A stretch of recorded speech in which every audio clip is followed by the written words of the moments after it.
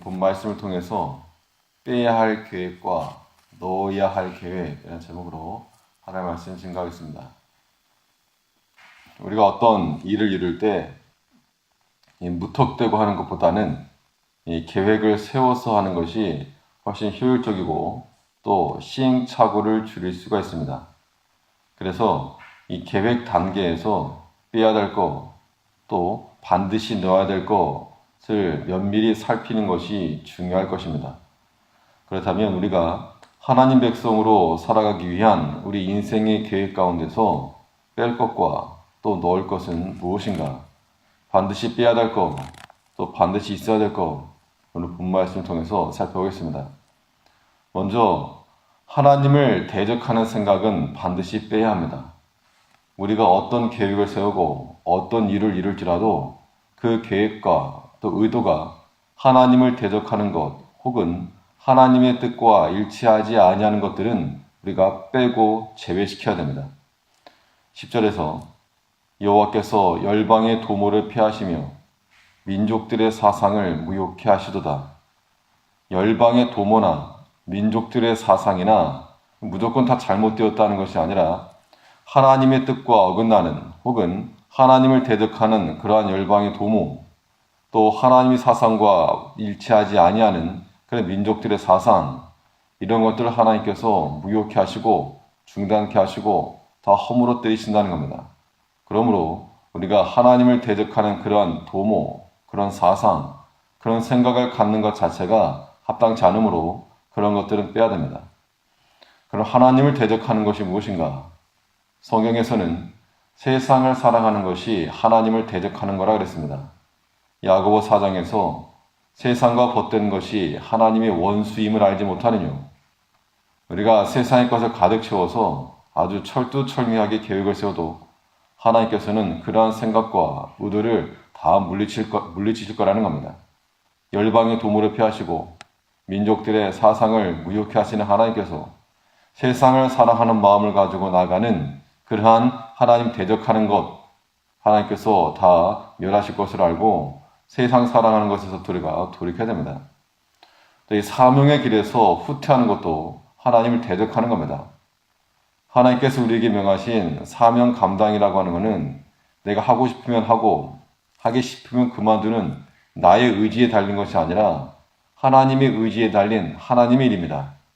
그러므로 마치 우리가 주의 일에서부터 사명에서부터 손을 놓는다는 것은 이 군인이 상관에게 항명하는 것과 똑같습니다. 군법으로 다스려질 큰 죄인데 하나님께서 우리에게 맡기신 그 일이라고 하는 것은 크냐 작냐의 문제가 아니라 우리가 하나님을 생각하는 마음으로 끝까지 감당해야지 이런 마음이 변질되거나 아니면 후퇴되어서는 안 된다는 겁니다. 디모데후서 4장에 보면 데마라고 하는 사람을 가리켜 평가할 때에 바울의 말이 데마는 이 세상을 사랑하여 나를 버리고 데살로니가로 갔고 세상을 사랑하여서 돌아갔다는 겁니다. 처음에 일을 할 때는 수고와 헌신과 섬김을 가지고 했는데 나중에 이제 그런 것들이 부담이 되고 또 싫고 또 더 좋아 보이는 것들이 있어서 놔버렸다는 겁니다. 그런 것을 이 사명은 내가 놓고 싶다고 놓고 하고 싶다고 하는 것이 아니라 주께서 맡기신 것인 줄 알고 주 앞에서 우리가 순종하는 겁니다. 우리 인생의 계획 가운데서 이 사명 감당을 제외하고 하고자 하는 그런 일들, 그런 도모, 그런 사상 하나님께서 다 그만두게 하실 거라는 겁니다. 여호와께서 열방의 도모를 폐하시며 민족들의 사상을 무효케 하시도다. 우리가 어떤 일을 행할 때 혹여라도 뇌물을 받는다거나 또 혹여라도 횡령을 하려고 하는 것을 계획을 가지고 있으면 그런 것은 자신을 망치는 겁니다. 우리 삶에서 혹여라도 하나님을 대적하거나 세상을 사랑하거나 사명의 일을 놓치는 것, 그것 또한 우리에게 해로운 일이라고 하는 것을 깨닫고 어리석음을 범하지 않아야 됩니다. 그러면 또 우리가 인생의 계획 가운데서 넣을 것은 무엇인가? 하나님을 대적하는 생각은 빼고 반대로 하나님이 기뻐하시는 생각은 반드시 넣으라는 겁니다. 11절에서 여호와의 도모는 영영이 서고 그 심사는 대대에 이르리로다. 하나님을 대적하는 생각이나 사상은 하나님께서 폐하실 것이고, 반대로 하나님의 생각과 도모와 그 뜻은 영영이 서고 대대에 이를 것을 말하고 있습니다. 즉 하나님께서 기뻐하신 일들, 그런 일들을 우리가 계획하고 세워나갈 때에 하나님의 지지를 받을 수가 있고 또 영영하도록 하나님께서 지켜주실 것을 말씀하고 있습니다. 하나님을 기쁘시게 하는 게 무엇인가? 하나님을 기쁘시게 하는 것 자체가 우리의 계획이 되어야 되는데 하나님께서는 무엇보다도 우리의 믿음을 기뻐하신다고 했습니다. 그래서 히브리서 11장에서는 믿음이 없이는 기쁘시게 못하나니 하나님께 나아가는 자는 반드시 그가 계신 것과 또한 자기를 찾는 자들에게 상 주시는 이심을 믿어야 할지니라. 어떤 일을 하더라도 그 일 가운데 믿음이 겸한 그러한 계획과 생각이 있을 때에 하나님께서 그것을 기뻐하시고 또 세워주신다는 겁니다.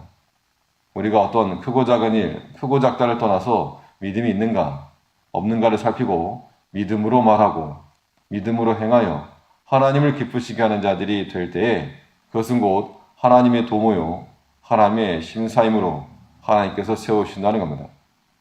또 하나님의 선하신 뜻은 반드시 성취된다라고 하는 것을 우리가 믿어야 됩니다. 하나님의 뜻이면 반드시 되고 하나님께서 이루신다.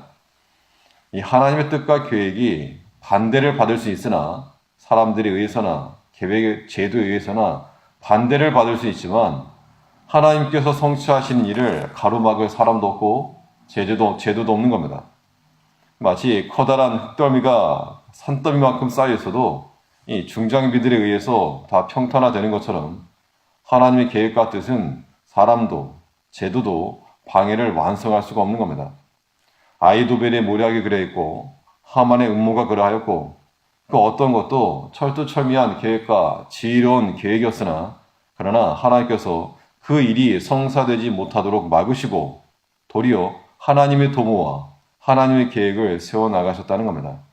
그렇기 때문에 우리가 언제나 하나님의 선하신 뜻을 이루기 위한 계획을 세워야 되고 하나님과는 같은 합을 가지고 주의 명하신 일을 순종하며 하나님의 계획을 실천해 나가는 하나님 나라의 일꾼들이 되어야 한다는 겁니다. 우리 오늘 하루의 삶 가운데서도 하나님 대적하는 생각은 버리고 하나님을 기쁘시게 하는 생각으로 기쁨으로 또 그러한 하나님에 대한 생각과 도모가 가득한 삶을 살아가야 될 것입니다. 기도하겠습니다. 여호와께서 열방의 도모를 폐하시며 민족들의 사상을 무효케 하시고 도리어 여호와의 도모는 영영히 세우시며 그 심사는 대대에 이른다 하였사오니 우리가 세상을 사랑하여 하나님을 대적하지 아니하게 하시고 주께서 맡기신 사명을 내려놓음으로 하나님의 뜻에 반하지 아니하며 도리어 하나님을 기쁘시게 하는 믿음을 소유하여 우리가 말을 하더라도 믿음의 말을 하고 생각을 하더라도 믿음으로 생각하고 판단을 하더라도 어떤 행동을 하더라도 믿음이 겸한 우리의 모든 것들이 나타나므로 우리 마음 가운데 평안이 임하고 우리 얼굴에 기쁨이 드러남으로 인하여서 하나님을 믿는 백성들의 모습이 오늘 하루도 충만하게 나타날 수 있도록 하나님께서 인도하여 주시옵소서. 우리 속사람을 믿음으로 강건하게 하여 주시고 하나님을 일을 위하여서 힘있게 달려나갈 수 있는 복된 하루 될 수 있도록 하나님께서 은총 내려 주시옵소서. 우리 주 예수님 이름으로 기도하옵나이다. 아멘. 하늘에 계신